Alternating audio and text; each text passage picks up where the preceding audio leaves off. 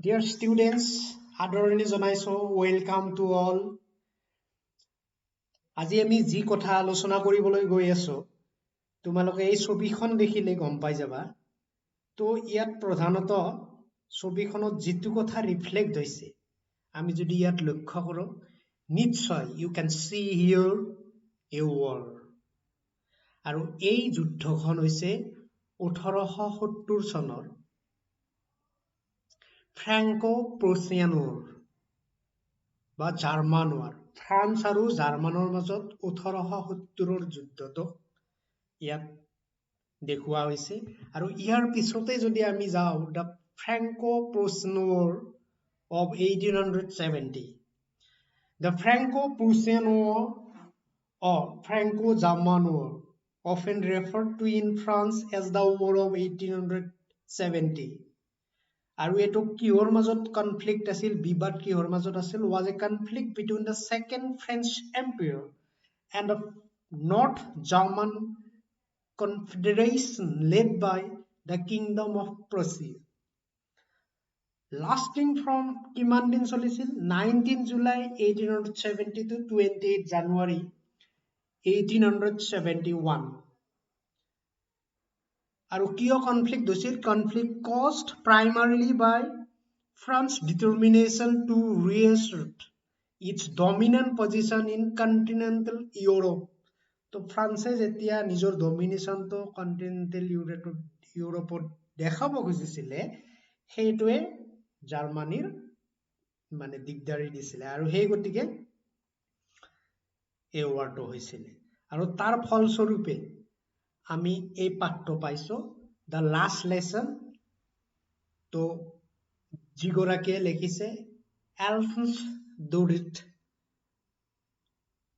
ফ্ৰান্সৰ এগৰাকী নভেলিষ্ট হয় আৰু এই লেসনটোৰ পঢ়াৰ পিছত আমি যিখিনি কথা অনুভৱ কৰিব পাৰিম এটা এটাকে মই তোমালোকৰ আগত দেখাইছো তো প্ৰথম আমি কি comparing and contrasting the social issues তো এইটো এটা সামাজিক ইস্যু হয় এইটোৰ কথা তোমালোকে কম্পেয়াৰ কৰিব পাৰিবা আৰু তাক জুখি চাব পাৰিবা কন্ট্ৰাস্ট কৰিব পাৰিবা doing right things in right time তো কাৰণ যুদ্ধৰ পিছত তো কি হৈছিল ফ্ৰান্সৰ দুখন চহৰ এলাইছ এণ্ড লৰেইন জাৰ্মানৰ অধীনত গুচি গৈছিলে তো এলাইছ এণ্ড লৰেইনৰ মানুহবিলাকে যেতিয়া সময়মতে কামবিলাক কৰা নাছিলে তাৰ ফলস্বৰূপে কেনেকুৱা কামত কথাত ভুগিবলগীয়া হৈছিলে সেইটো আমি তাৰ পৰা এটা লেসন ল'ব পাৰিম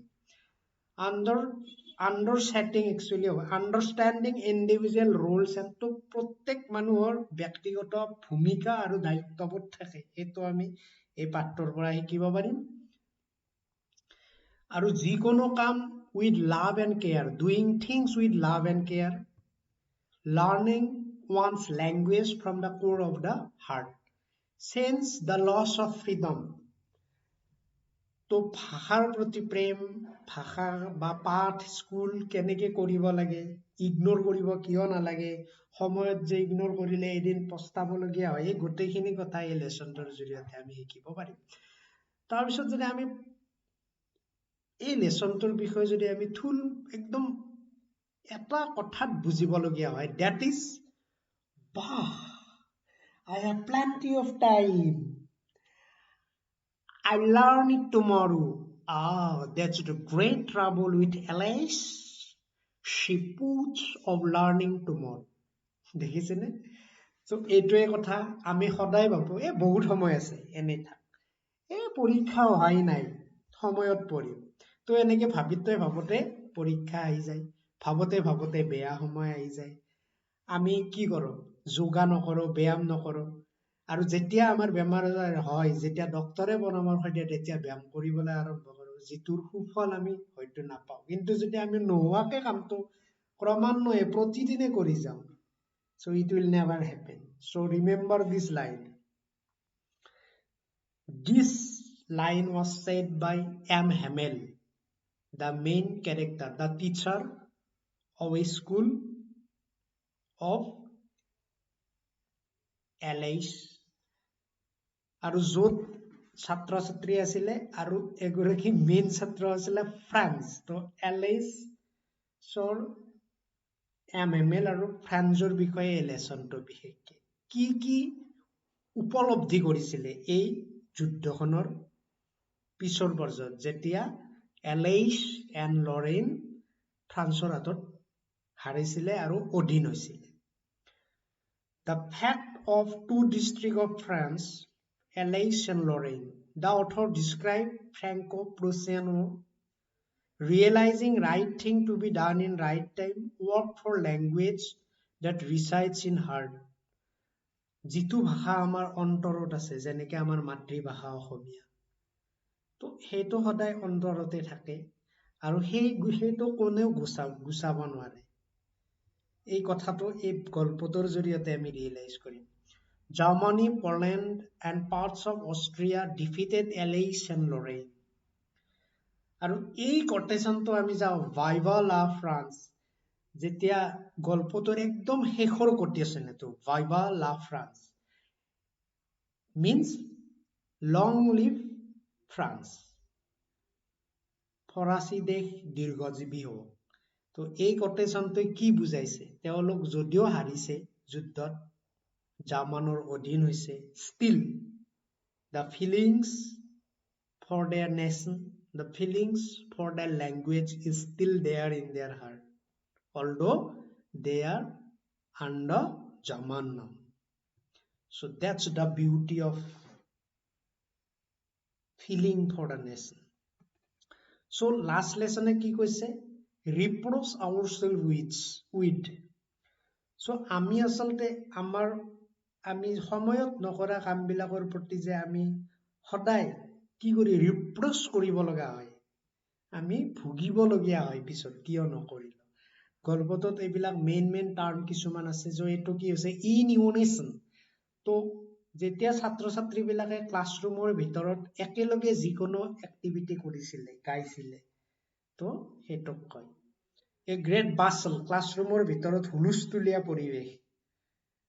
চ' যিহেতু এইটো স্কুলৰ ঘটনা, a crowd in front of bulletin board, এই বুলেটিন বোৰ্ডখনতে এলেইছ এণ্ড লৰেইন যে নেক্সট ডেৰ পৰা জাৰ্মানৰ আণ্ডাৰত চলিব গৈ আছে বুলেটিন বোৰ্ডত, সেই কথাটো লিখিছে। সেই গোটেই তাত ক্ৰাউড হৈছিলে, ভিৰ হৈছিলে। আৰু এইটো লেচনটোৰ ছেকেণ্ড পেৰাগ্ৰাফত আমি পাওঁ যে বুলেটিন বোৰ্ডত কি লিখা আছে। The order from the Berlin, capital of German, had been put on the bulletin board that from the next day, Alsace and Lorraine will be the part of German. So এই কথাখিনি bulletin বোৰ্ডত লিখা আছিল। So এইবিলাক question সোধে। First পেৰা last লাইনটো গল্পটোৰ একদম প্ৰথম যিটো পেৰাগ্ৰাফ, তাতে কি কৈছে? I start first line, last line নহয়, first line, first paragraph or first line. I started for school very late that morning. Who said this? This was said by Franz, the little boy, who was a school going boy, who was late coming to school, reaching school, and he didn't know actually that this was the last day to learn in French language in the school. He didn't know it, but when he reached school, he come to know about it. Usual scenario of the school and the scenario on the last lesson. তো ফ্ৰান্সে ক্লাছৰুমত সোমায়ে এই ডিফাৰেঞ্চটো দেখিছিলে। আগতেতো স্কুলত এটা সম্পূৰ্ণ বেলেগ বাতাবৰণ, হুলস্থুল, ল'ৰা ছোৱালীৰ ইফাল ইফাল, তাৰপিছত এই ডেস্কৰ বাজনা, ৱালত যেতিয়া লেচন পঢ়িব সকলোৱে পিঠিখন মাথাটো ৱালত শব্দ উঠাই উঠাই পঢ়ি থাকে। তো এইবিলাক সেইদিনা নাছিলে, কমপ্লিট চাইলেঞ্চ আছিল। MML ড্ৰেছ ৱেৰ অন, তো টিচাৰেও সেইদিনা স্পেচিয়েল ড্ৰেছ পিন্ধি আছিলে, যোনদিনা ছানডে স্পেচিয়েল অকেজনত পিন্ধিছিলে। আৰু ফ্ৰান্স আমি এইটো ক'ত পাওঁ? পেজ 4, 4 নম্বৰ পেজত পাওঁ লেচনটোৰ Why I hardly knew how to write. তো ফ্ৰান্সে এইটো ৰিয়েলাইজ কৰিছিলে যেতিয়া ফ্ৰান্সে গম পাইছিলে যে that was the last lesson to learn in French language. So সেইদিনা ফ্ৰেন্সে এইটো উপলব্ধি কৰিছিলে, why I hardly knew how to learn. So next যদি আমি চাওঁ, তো এই পেৰাগ্ৰাফটো মই লেসনটোৰ পৰা আনিছো। It was the most beautiful language in the world. এই গোটেইখিনি কথা এম হেমেলে কৈ আছে, the teacher of the school. ফৰাচী ভাষাটোৰ ওপৰত কৈ আছে। It was the most beautiful language in the world, the most clearest, the most logical. পৃথিৱীৰ ভিতৰত আটাইতকৈ ধুনীয়া ভাষা, আটাইতকৈ স্পষ্ট ভাষা, আটাইতকৈ যুক্তিসংগত ভাষা, that we must guard it among us and never forget it. আমি আমাৰ মাজতে এইটোক ৰক্ষণাবেক্ষণ দিব লাগিব আৰু কেতিয়াও পাহৰিব নালাগিব। Because when a people are enslaved, মানুহ যেতিয়া গোলাম হয়, অৰ্থাৎ এলেইছ এণ্ড লৰেন জাৰ্মানীৰ হাতত গোলাম হ'বলৈ গৈ আছে, as long as they hold fast to their language, it is as if they have the key to their prison. তাৰমানে অন্তৰত যেতিয়া নিজৰ ভাষাটো ৰাখি থব আৰু সেই অন্তৰৰ তলাটোৰ চাবিপাত কিন্তু যদিও গোলাম হৈ আছে, সেই চাবিপাত, অন্তৰৰ চাবিপাতৰ তলাটোৰ চাবিপাত কিন্তু সেই ব্যক্তি বিশেষৰ হাততে থাকে, কোনেও এইটো কেতিয়াও অধীন কৰিব নোৱাৰে। মানুহজনকহে অধীন কৰিছে, মানুহজনৰ অন্তৰক অধীন কৰিব পৰা নাই। Then he opened a grammar and read for us. তো এমএমএলএ গ্ৰামাৰ উলিয়াই পঢ়িব ধৰিছে। I was amazed to see how well I understood it. সেইদিনা ইমান ধুনীয়াকৈ বুজি পাইছে, because he realized কৰিছে আজি লাষ্ট ফৰাচী ভাষা শিকা, তো আজিৰ পৰা নাপাম। তো এই ৰিয়েলাইজেশ্যনটো অহাৰ লগে লগে টান পাঠবিলাকো সেইদিনা বুজাত সহজ হৈ গৈছে। All he said seemed so easy. সেইদিনা এমএমএল ছাৰে যি কৈছে গোটেই সহজ লাগিছিলে, so easy, গোটেই সহজ। I think too that I had never listened so carefully. ইমান মনোযোগ দি মই কেতিয়াও শুনা নাছিলো। That he had never explained everything with so much patience. ইমান ধৈৰ্য ধৰি আমাক ছাৰেও কেতিয়াও শিকোৱা নাছিল। It seemed almost as if the poor man wanted to give us all he knew before going away. ইয়াৰ পৰা যোৱাৰ আগত সেইদিনা গোটেই বস্তু আমাক একেলগতে দিব বিচাৰিছিলে। And put it all into our heads at one stroke. একবাৰতে চব। আৰু এইটো পেজ নম্বৰ 7ত আছে এই কথাখিনি। So ইয়াৰ পৰা আমি কি বুজিলো?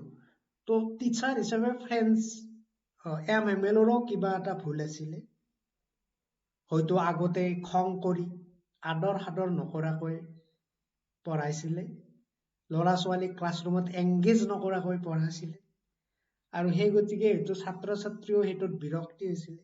কিন্তু আজি দুয়োপক্ষৰ পৰা এটা খুব সুস্থিৰ বাতাবৰণ, টিচাৰেও মনোগ্ৰাহী কৰিবলৈ চেষ্টা কৰিছে, ছাত্ৰ ছাত্ৰীও মনোগ্ৰাহী হৈছে। তো এই বাতাবৰণটো যদি আগতে হলে হয়, আজি সেই ৰিয়েলাইজেশ্যনটো হয়তো ৰিপ্ৰচটো তেওঁলোকৰ নাহিলহেঁতেন।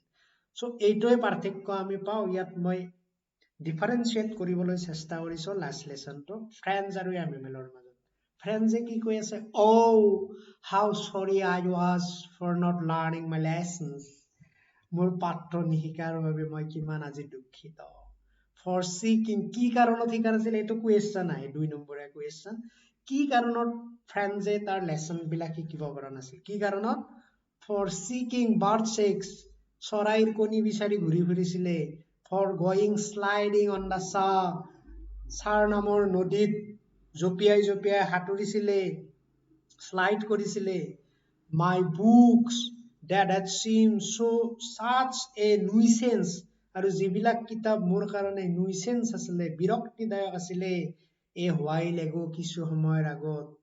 আৰু কি আছিলে? So heavy to carry, দাঙিবলৈ মোৰ ওজন মই বিৰক্ত অনুভৱ কৰিছিলো, কষ্ট অনুভৱ কৰিছিলো।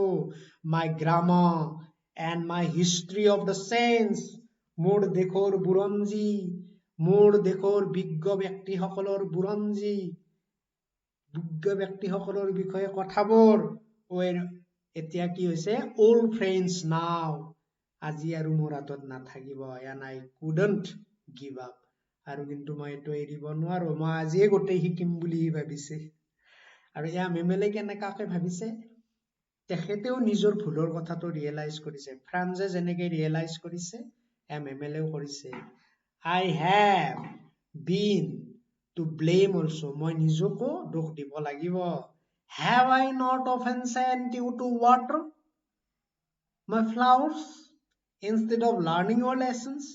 তোমালোকক মই পাঠ পঢ়িব দিয়াৰ পৰিৱৰ্তে ফুলনিত পানী দিবলৈ পঠিওৱা নাছিলো নে? And when I wanted to go fishing, মই যেতিয়া মাছ মাৰিব যাবলগীয়া হৈছিলে, did I not just give you a holiday? সেইদিনা মই তোমালোকক বন্ধ দিয়া নাছিলো? তো এই বস্তুবিলাক যদি ধুনীয়াকে কৰিলেহেঁতেন, so that's the great learning for us. এই কথাটোৰ পৰা আমি শিকো কমচে কম দেশ, আমি যিবিলাক কামৰ জৰিয়তে দেশৰ ক্ষতি কৰি আছো, আজি উপলব্ধি কৰো যে এইবিলাক কামে দেশৰ ক্ষতি কৰি আছে, এইখিনি কাম আমি নকৰো, কাৰণ ক্ষতি হোৱাৰ পিছততো আমি শুধৰাবলৈ বহুত টাইম লাগি যাব, ক্ষতি নহওঁতে আমি ৰিয়েলাইজ কৰো। তো এইটো খুব ইম্পৰ্টেণ্ট ইছ্যু হয়, usual and unusual thing in the classroom. তো ইউজুৱেলি কি হয়, আনইউজুৱেলি কি হয়, এই দুটা বস্তু জানিলে এটা লং কুৱেশ্যন ইয়াৰ পৰা থাকে, 2 নম্বৰীয়াও থাকে, তোমালোকে এটেম্প কৰিব পাৰিবা। ইউজুৱেলি কি হয় ক্লাছৰুমত, usually when school began there was a great bustle which could be heard out in the street. তো ৰাস্তাৰ পৰা কোলাহল শুনে usually, the opening and closing of desk, lesson repeated in unison, ডেস্কৰ ডাঙা মেলা কৰা শব্দ, টানি নিয়া শব্দ, পাঠবিলাক একেলগে পঢ়া ডাঙৰ ডাঙৰ শব্দ, ভেৰি লাউড, আৰু এইবিলাক কি যে মন পুতি নপঢ়ে, এনেই আওৰাই থাকে ডাঙৰ ডাঙৰকে, মন পুতি পঢ়া নাছিল, একোতে বুজি পোৱা নাছিল। With our hands over our ears, কাণত ধৰো টু আণ্ডাৰষ্টেণ্ড বেটাৰ, কাৰণ ইজনৰ মাতৰ কাৰণে সিজনে নুশুনে, সিজনৰ কাৰণে ইজনে নুশুনে, তো এটা হুলস্থুলীয়া পৰিৱেশ। And the teachers great ruler rapping on the table, আৰু এই হুলস্থুলটো কণ্ট্ৰল কৰিবলৈ MML ছাৰে কি কৰিছিলে, ডেস্কত ডাঙৰ ডাঙৰকে কোবাই দিছিলে। তাৰপিছত এইটো ইউজুৱেলি হয়, আৰু সেইদিনা যিহেতু লাষ্ট ডে আছিলে স্কুলত, অন দ্য লাষ্ট ডে কি হৈছিলে, but now it was all still, আজি গোটেই নিৰ্জন হৈ আছে পৰিৱেশটো। I had counted on the commotion to get to my desk without being seen. সেইদিনা মই কোনো শব্দ নকৰাকে, কোনো শব্দ নুশুনাকে মই ডেস্ক পাইছিলো বহিবলৈ। But of course, that day everything had to be as quiet as Sunday morning. দেওবাৰে যেনেকে স্কুল বন্ধ হলে একদম সাইলেন্ট থাকে, as quiet as, ঠিক তেনেকা হৈছিল। France was not scolded for being late. France এটো সদায় দেৰি হয়, সদায় গালি খায়, কিন্তু সেইদিনা শিক্ষকে তেওঁক গালি দিয়া নাছিলে। Taught and spoke with love, সেইদিনা শিক্ষকে গালি দিয়া নাছিল, কথা কৈছিল মৰমেৰে আৰু শিকাইছিলো মৰমেৰে। এতিয়া আমি কিছুমান প্ৰশ্ন ডিছকাছ কৰো, এইখিনিয়ে থুলমূল গল্পটোৰ কাহিনী। তো আমি যদি ফাৰ্ষ্ট ডিছকাশ্যন পইণ্টটো চাওঁ, what was France expected to be prepared with for school that day? সেইদিনা ফ্ৰেন্সক কি আশা কৰা হৈছিল? তো MMLA সেইদিনা পাৰ্টিচিপলছৰ ওপৰত কুৱেশ্যন কৰিবলগীয়া আছিলে। France was expected to be prepared with for participles for school on that day. কিন্তু ফ্ৰেন্সে কৰি অহা নাছিলে, ফ্ৰেন্সে ভাবিছিলে আজি মই বহুত গালি খাম, কিন্তু তাৰ বিপৰীতটো হৈছিলে। তাৰপিছত নেক্সট ডিছকাশ্যন পইণ্টটো যদি চাওঁ, what did France notice that was unusual about the school that day? মাত্ৰ ডিছকাছ কৰা কথাখিনি। unusual কি আছিলে? There was no noise, there was no commotion, there was no bustle in the classroom, there was no reading in unison, everything was silent. People were listening to MML, and teacher MML was also in special dress on that day. because it was the last day in the school. So that was unusual noticed by friends. Next discussion point to jodi sao, what had been put up on the bulletin board. মই এইটো কিছু সময় আগতে কলো. The order from the boarding was put on the bulletin board that from next day Alice and Lauren would be under the authority of German. They have to learn the German language. They have to read with German language. So that was the order. What changes did the order from boarding cause in school that day? কি পৰিৱৰ্তন কৰিছিলে স্কুলত? So মানুহবিলাক serious হৈছিলে. তাৰপিছত parents, all aged people and parents were present in the school on the back side of the classroom. Students were very attentive on that day. MML didn't scold the student. MML ছাত্ৰ ছাত্ৰীক গালি দিয়া নাছিল. MML wanted to give everything on that particular day. Whatever he did mistake in earlier days, he wanted to rectify on that day, and friends also realized that. Next discussion point to jodi sao, how did friends feelings about MML and school change? Earlier, Franz had a very negative feeling about his school. He hated to attend school. He hated the lesson taught by MML. He hated participle. He hated grammars. He hated the load of the bags. But on that day, it was not there. Everything MML taught them was very interesting. MML also didn't scold them. And interestingly, Franz understood everything. And it looked like these things were very easy for him. He learned everything very easily. So look at how things changes when we change, when our approach changes, when we become punctual, when we do everything wholeheartedly, when we have love for the language, when we have love for the school, when we have love for the teacher, and when teacher have love for the students, when the villagers, when the common citizen, when the parents have the complete participations in the school, community participation is there in the school, how the communication become meaningful in the school. Look at the changes. When our approach change, everything change. So এই লেসনটোৰ জৰিয়তে মই ছাত্ৰ ছাত্ৰীসকলক এইটোৱে আহ্বান জনাম, approach change কৰা. When your approach changes, everything becomes easier for you. যদি পঢ়াক বোজা হিচাপে লোৱা, স্কুল কলেজক বোজা হিচাপে লোৱা, যদি শিক্ষকৰ কথাক বোজা হিচাপে লোৱা, শিক্ষকেও যদি ছাত্ৰ ছাত্ৰীক পঢ়োৱাটো ভালদৰে পঢ়োৱাটো বোজা হিচাপে লয়, কৰ্মৰ প্ৰতি ভক্তি নাথাকে, সেয়া ছাত্ৰৰ কৰ্মই হওক, সেয়া শিক্ষকৰ কৰ্মই হওক, ভক্তিটো যদি নাথাকে, তেতিয়া কিন্তু এই চিটুৱেশ্যনটো সকলোৱে এদিন দেখিব লাগিব আৰু সময়ত আমি ৰিয়েলাইজ কৰোঁ কিয় তেতিয়া নকৰিলো. So that's the great learning for us from the lesson, the last lesson authored by Alphonse Daudet. We are thankful for him that he has given us such a very great lesson. So thank you very much. It was a great pleasure for me to have you in this lesson. Thank you for your cooperation.